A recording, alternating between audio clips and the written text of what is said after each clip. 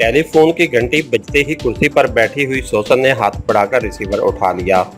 Yes, सोसन ने तेज लहजे में कहा। मार्क बोल रहा हूँ मादाम। दूसरी तरफ से एक मोतबाना आवाज़ सुनाई दी। मार्क, तुम? क्या बात है, कैसे कॉल की है? सोसन ने चौंकते हुए पूछा। मादाम, रासन ने वीआईपी के बलाशर को आपके बारे में मालूमात भारी कीमत पर फरोख्त की हैं। मार्क ने कहा तो सोसन उछलकर सीधी हो गई। क्या कह रहे हो? रासन अपनी ही तंजीम के बारे में कैसे मालूमात फरोख्त कर सकता है? सोसन ने चीखते हुए लहजे में कहा। ऐसा हुआ है मादाम, रासन को होटल में फ़ोन आया तो वो बात करने की बजाय उस फ़ोन को छोड़कर अपने खास अड्डे पर चला गया। मुझे इत्तला मिली तो मैं समझ गया कि वो किसी पार्टी से बात करने गया है, क्योंकि वो अपने मखसूस अड्डे को हमेशा पार्टी से बात करने के लिए इस्तेमाल करता है। मुझे बताया गया कि बलाशर का फ़ोन था और आप जानती हैं कि बलाशर का ताल्लुक वीआईपी से है, इसलिए मैं चौंका। मैंने वहां चेकिंग की तो बलाशर और रासन के दरमियान होने वाली गुफ्तगू सामने आ गई और ये आपके मुतालिक है, इसलिए मैंने आपको कॉल की है, मार्क ने तफसील बताते हुए कहा। क्या बात हुई है? सोसन ने होंठ भींचते हुए लहजे में पूछा। मैंने आपके लिए खसूसी तौर पर टेप कराई है, वो मैं आपको सुनवा देता हूँ, मार्क ने कहा। सुनवाओ, सोसन ने कहा तो चंद लम्हों के वक्फे के बाद बलाशर और रासन के दरमियान गुफ्तगू शुरू हो गई। पहले तो उनके दरमियान रकम तय होती रही, फिर असल बात सामने आई। सोसन के चेहरे का रंग बदलता जा रहा था। आपने टेप सुन लिया है मादाम, मार्क ने कहा। तुमने बहुत बड़ा कारनामा सारा इंजाम दिया है मार्क। तुम फौरी तौर पर रासन को हलाक करो और उसके सेक्शन का इंचार्ज तुम खुद संभाल लो। उसके साथ ही बलाशर को पकड़कर उससे मालूम करो कि उसने किसके लिए ये मालूमात हासिल की हैं और फिर मुझे स्पेशल ट्रांसमीटर पर कॉल करो, क्योंकि मैं फौरी तौर पर यह अड्डा सील करके दूसरी जगह शिफ्ट हो रही हूँ, सोसन ने तेज लहजे में कहा। यस मादाम, मार्क ने जवाब दिया और सोसन ने जल्दी से रिसीवर रखा और फिर मेज पर पड़े हुए इंटरकॉम का रिसीवर उठाकर उसने 2 नंबर प्रेस कर दिए। यस, एक मर्दाना आवाज़ दूसरी तरफ से सुनाई दी। डेविड, हमारा ये अड्डा मुखालिफ तंजीम की नज़रों में आ गया है। तुम ऐसा करो कि इमरान को बेहोश करके फौरी तौर पर यहाँ से निकालकर एजेंट बारकी वाले अड्डे पर पहुँचा दो और उसके साथ ही उस अड्डे से तमाम लोगों को भी वापस भिजवा दो और अड्डे को मुकम्मल तौर पर सील करके बैरूनी तरफ आदमियों को फैला दो। फिर जो भी इस अड्डे पर रेड करे उन सबको गोली मारकर हलाक कर दो, सोसन ने तेज लहजे में कहा। यस मैदाम, आपके हुक्म की तामील होगी, डेविड ने जवाब दिया। मैं भी एजेंट बारकी वाले अड्डे पर पहुंच रही हूं। तुम फौरी तौर पर इमरान को यहां से निकालकर वहां शिफ्ट करो फौरी, लेकिन पहले उसे बेहोश कर देना, सोसन ने कहा। यस मादाम, डेविड ने कहा तो सोसन ने रिसीवर रखा और कुर्सी से उठकर तेज तेज कदम उठाती बैरूनी दरवाजे की तरफ बढ़ती चली गई। थोड़ी देर बाद उसकी कार तेजी से पेगास कस्बे से निकलकर ब्रिस्बेन के एक और नवाई इलाके एजेंट बारकी की तरफ उड़ी चली जा रही थी। तकरीबन 1 घंटे की तेज और मुसलसल ड्राइविंग के बाद वो एजेंट बारकी के इलाके में अपने दूसरे इंतहाई मजबूत जेर जमीन अड्डे पर पहुंच गई। यहाँ मौजूद अपने खास कमरे में पहुंचते ही उसने सबसे पहले मेज पर रखे हुए इंटरकॉम का रिसीवर उठाया और तेजी से नंबर प्रेस कर दिए। यस स्टॉप अटेंडिंग, एक मर्दाना आवाज़ सुनाई दी। सोसन बोल रही हूँ, सोसन ने तेज और तकमाना लहजे में कहा। यस मादाम, आपकी आमद की इतला मुझे मिल चुकी है, स्टोक ने जवाब दिया। पेकास अड्डे से डेविड ने पाकिस्तानी इमरान को यहाँ शिफ्ट करना था, वो पहुँच गया है, सोसन ने पूछा। यस मादाम, वो हेलीकॉप्टर पर यहाँ लाया गया है और इस वक्त वो जीरो रूम में बेहोश पड़ा हुआ है, स्टोक ने जवाब देते हुए कहा। डेविड कहाँ है? सोसन ने पूछा। वो वापस चला गया है उसी हेलीकॉप्टर पर जिस पर पाकिस्तानी इमरान को लाया गया था, उसी ने आपकी आमद की इतला दी थी, स्टोक ने जवाब दिया। इस इमरान का ख्याल रखना, उसे कोई तकलीफ नहीं होनी चाहिए। उसकी टांगें मफलूज हैं, इसलिए ये वह व्हील चेयर पर ही रहेगा। अलबत्ता तुम उसे स्ट्रांग पोर्शन में पहुंचा दो और फिर उसे होश में ले आओ, लेकिन उसके होश में आने से पहले तुमने बाहर आ जाना है और फिर स्ट्रांग पोर्शन को मुकम्मल तौर पर सील कर देना है, सोसन ने कहा। यस मादाम, दूसरी तरफ से कहा गया और सोसन ने रिसीवर रखा और फिर उठकर दीवार में मौजूद एक अलमारी के पट खोलकर उसके अंदर मौजूद ट्रांसमीटर निकालकर मेज पर रखा और इस पर फ्रीक्वेंसी एडजस्ट करना शुरू कर दी। हेलो हेलो, सोसन कॉलिंग ओवर, सोसन ने बार बार कॉल देते हुए कहा। मार्क बोल रहा हूँ मादाम, ओवर। चंद लम्हों बाद ट्रांसमीटर से मार्क की आवाज़ सुनाई दी। क्या रहा उस रासन और बलाशर का? ओवर, मादाम ने पूछा। रासन को आपके हुक्म के मुताबिक हलाक कर दिया गया है और उसके सेक्शन का चार्ज मैंने संभाल लिया है।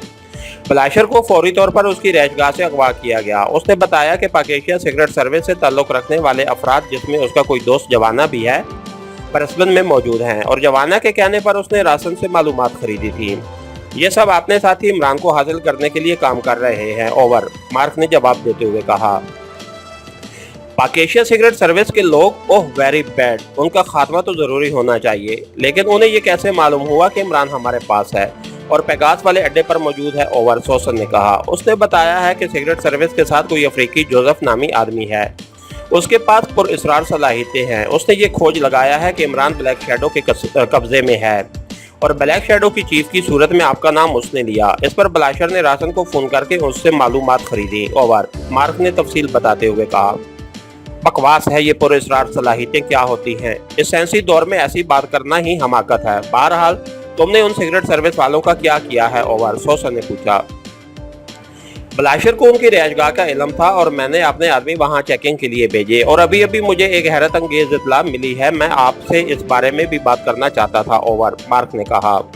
कैसी इत्तला? सोसन ने चौंक कर पूछा। उस कोठी की मुकम्मल निगरानी हो रही है और निगरानी करने वाले मादाम डेसी के ग्रुप के आदमी हैं। ओवर मार्क ने जवाब दिया।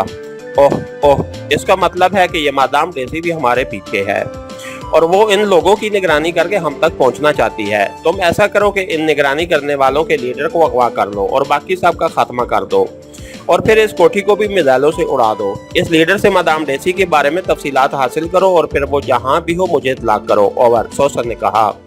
Yes madame. ओवर मार्क ने जवाब दिया तो सोसन ने ओवर एंड ऑल कहकर ट्रांसमीटर ऑफ कर दिया और फिर इस पर अपनी मखसूस फ्रीक्वेंसी एडजस्ट कर दी ताकि जब मार्क कॉल करे तो वो इसकी कॉल अटेंड कर सके। चंद लम्हों तक वो खामोश बैठी रही, फिर उसने हाथ बढ़ाकर फोन कर रिसीवर उठा और तेजी से नंबर प्रेस करने शुरू कर दिए। यस, राब्ता कायम होते ही एक मर्दाना आवाज सुनाई दी। सोसन बोल रही हूँ, chief of black shadow, doctor Clement से बात कराओ। सोसन ने तकमाना लहजे में कहा। यस मैडम, दूसरी तरफ से मुअद्दबाना लहजे में जवाब दिया गया। हेलो, डॉक्टर क्लेमेंट बोल रहा हूँ। चंद लम्हों बाद दूसरी आवाज सुनाई दी। आवाज से ही लग रहा था कि बोलने वाला बूढ़ा आदमी है।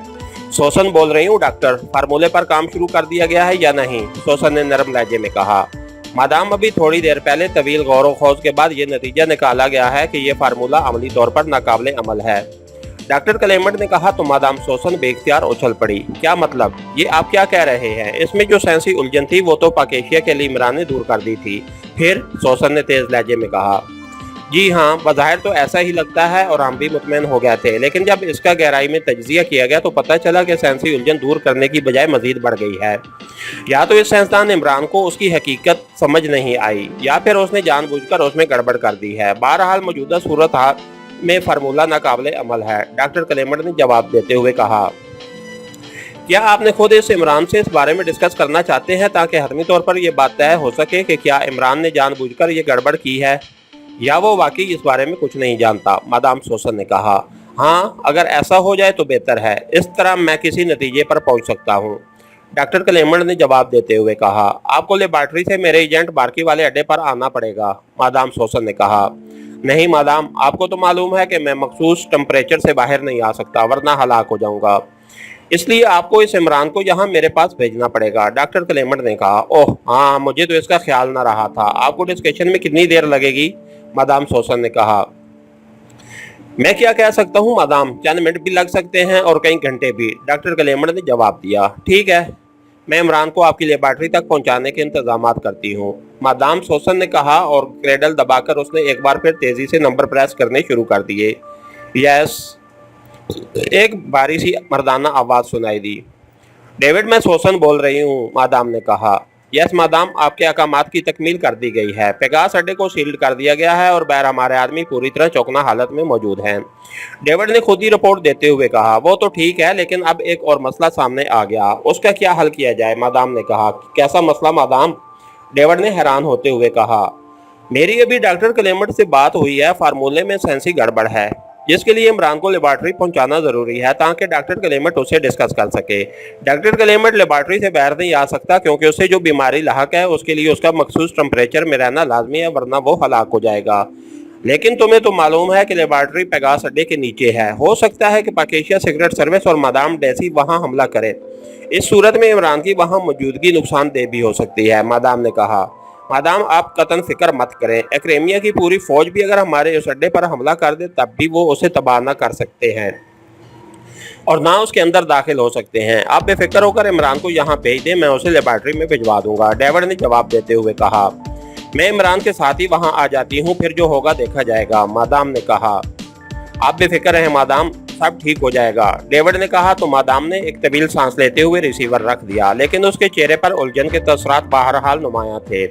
इसके साथ ही हमारी आज के एपिसोड का इख्तिताम हुआ। कहानीगर चैनल को सब्सक्राइब कीजिए, लाइक कीजिए और शेयर कीजिए ताकि हर आने वाली नई वीडियो आप तक बर वक्त पहुंच सके। शुक्रिया।